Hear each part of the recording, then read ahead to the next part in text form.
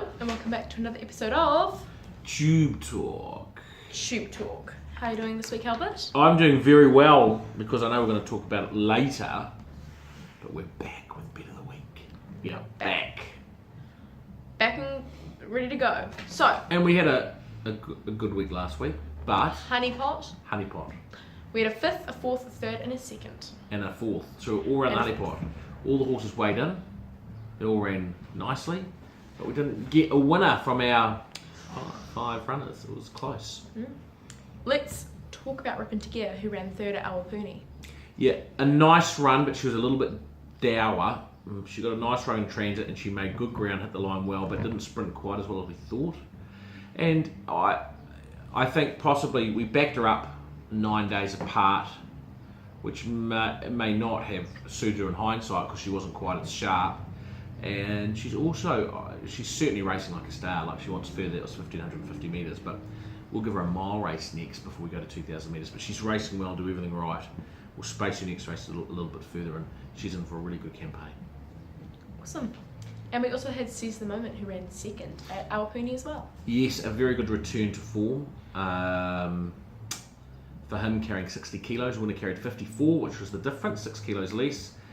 But he's just starting to tighten up. He's just starting to get there, and when he's like he is now, he's dangerous. And Rosie Meyer said he felt great, fought hard, wanted to be there, and his next couple of starts is going to be very hard to beat. Awesome. And he goes to a Group 3 next on the 16th of December. And we have 4/5 runners to talk about. We'll begin with why it is 4/5.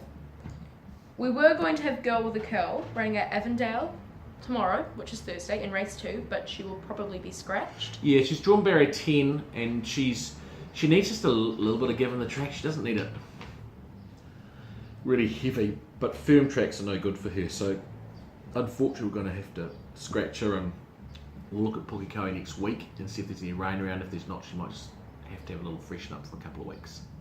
Awesome. However, back to Avondale tomorrow, race 4, we've got Scarlet Secret running. Well, I don't know if we ever left Avondale.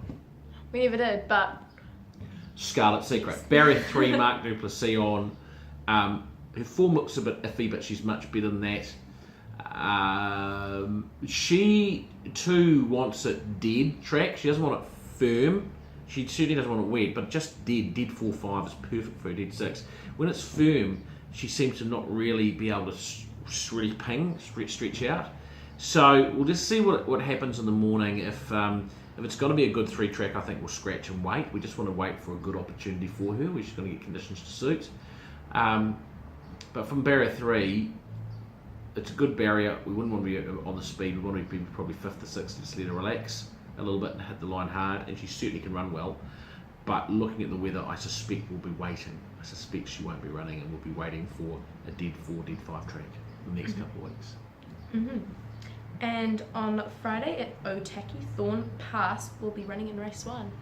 Yeah, so he was meant to run last week, but they canned his race. So this week it's a rating 85, 2,300 metres with 35,000. It's a Dunstan feed to qualify. It's only a 6-horse field. He gets him well at the weights. There's a pretty good horse in there called Rock On that is the horse to beat. But he's ready for 2,300 metres. Danielle Johnson gets back on him. Alicia Collett rode him last start, but she's been suspended. But Danielle rode him the start before she gets back on. Being a small field, he's not going to have too much ground to make up on them. And he seems to be running well on firm tracks. It's going to be a firm track, but he seems to be running well on them. He raced well on the good track last start, so for the first time in his career. So it looks a nice race for him, and as long as the track's not too hard for him, he's a definite top 2, top 3 chance. Cool. And in race 5, we've got Mighty Solomon. Yeah, and Mighty Solomon was a super second last start. It's a listed 1,200 metres. He gets in with a nice weight of 53.5 kilos. Rosie Myers sticks with the ship. She's got barrier 2, so I'd like to settle in the 1-1. Shadow Fox will lead. My slight concern is that nothing will take him on. He'll get a soft lead and be able to kick away. Start Wondering's in the field, who's a Group 1 winner, who's a very good horse, but he's got a bit of weight to carry, and I think we're right in it. I'd love to see the track play out not as like a good 2 hard track. I'd like to see it play out as like a good 3 kind of track. for him. 1200 metres is a touch short of his best, but I think he's ready to strike. He's a definite winning chance, and it'd be great to see him back in the winner's circle. Awesome. And our final runner of the week is on Saturday at Ellerslie, race 3, Beltester. Yeah, and a $30,000 rating 75 2100 metre race, another Dunstan Feeds qualifier. She's in great form, 3 starts as prep for 2 wins and a third. The distance suits. Unfortunately, she's got a wide barrier now. She's drawn barrier 10, which is wide but not terrible. But at Ellerslie from the 2100 metre mark, you go 100 metres and you're straight into you're turning. You're straight into a massive turn. If you can't get across, you're out 5-6 wide, and it doesn't help your chances. So there's a reasonable chance we'll scratch, because the following week there's another rating 75 2200 metres at Ellerslie with $22,500 that we can run in. So unless if there's scratchings and she comes in to say barrier 6 or 7, we can run and try and get across into the slot, but otherwise we'll reserve her for the following week and run her there. She's very well, wherever she goes, as long as she gets a nice run in transit, she'll run very, very well. She's a good stayer on the up. Mm-hmm. And back to what we mentioned at the beginning, our bid of the week last week won, which is pretty cool. So we're back on track. We are the Ripper. $5. It paid $5, people. $5. It's about $1 for every week we've run second with our bid of the week in the last few months. Well, let's continue on that streak. Let's double up. That was a great transitional. Let's continue on that streak with our bid of the week this week, which is, please, Hattie B running at Otaki in race 2.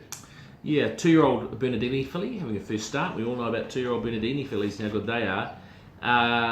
This filly was a very impressive winner at her only trial at Whangarei.